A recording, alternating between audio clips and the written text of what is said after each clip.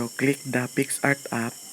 Kung tapos nyo siyang i-download, pwede nyo siyang i-download sa App Store for iOS and sa Play Store for Android user. So, i-click nyo lang yung PixArt na app. Pagkatapos nyo i-click is i-click nyo yung kulay violet na bilog na may plus. Tapos click nyo ang all photos and maghanap kayo ng photos na gagamitin nyo for your drip effect picture. So ito ang aking napili na drip picture photo. So pumunta kayo sa FX or effects. Tapos i-click nyo yung magic.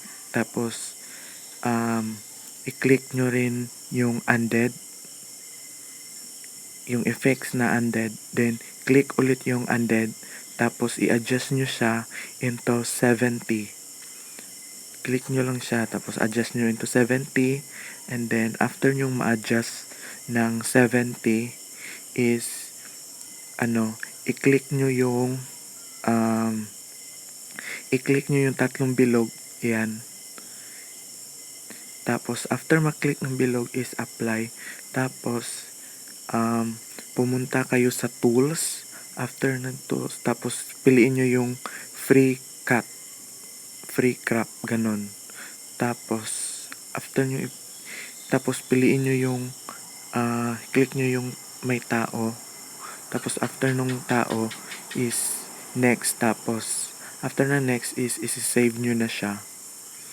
And then, after mo nang na-save is i-open mo ulit yung PixArt, tapos click mo ulit yung purple na merong plus sign. So, ayan, tapos punta ka sa pinaka ibaba. Piliin mo yung background na color white. After ng background na color white is hanapin mo yung add photos, tapos i-click mo yung na-edit mo kanina, yung sinave mo pala. So, ayan, yung na-crop mo. After mong ma-crop, is i-adjust nyo siya kung gaano kalaki. So, ayan, ganyan lang kalaki. So, after nyan, is punta na tayo sa sticker. Click nyo yung sticker. So, ayan. Loading pa siya, guys.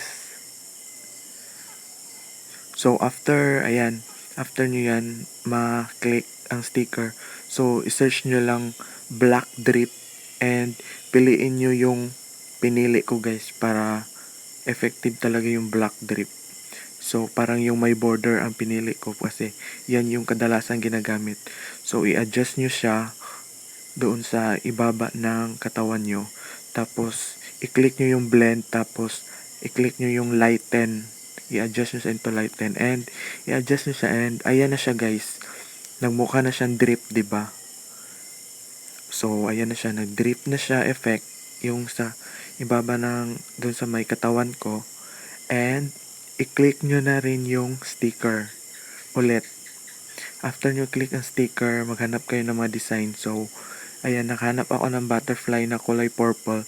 Tapos, ilagay ko siya sa aking katawan para nice din yung effect, 'di ba? So, i-adjust nyo lang din yan.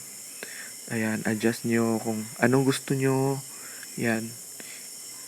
I-adjust nyo lang kung saang parte ng katawan ang gusto nyo. So, ayan. So, after nyan, gusto kong lagyan ng design yung aking ulo. Tapos, sinearch ko heart crown. So, lumabas na yung heart crown. And then, after nun, so, clinic ko yung kulay pink. So, ayan. Tapos, as usual, i-adjust nyo rin siya sa inyong ulo. Ayan. Para mamukha siyang crown or decorate. So, ayan. I-adjust nyo lang siya. Para maganda tignan. Ganyan. So, ayan. In-adjust ko muna siya. So, diba? Dito ako natagalan sa pag-adjust kasi yan. Perfect. Parang binagay ko lang. So, ayan. Na fit ko na yung pag-adjust ng heart crown. Tapos, ayan, naghanap ulit ako sa sticker ng iba pang decorate. So, clinic ko yung parang may halo or yung may pabilog na kulay yellow. So, click, loading, then, ayan. Tapos, nilagay ko siya sa ibabaw talaga ng aking ulo. And, yan na yung effect, guys. And, ito na siya. Then, pagkatapos niyan, ayan, closer look, 'di ba? Sobrang ganda na, guys. Sobrang dali lang gawin itong drip. And, isi-save na natin siya. So, click mo lang yung save, download photo. And, ayan, nakasave na siya sa iyong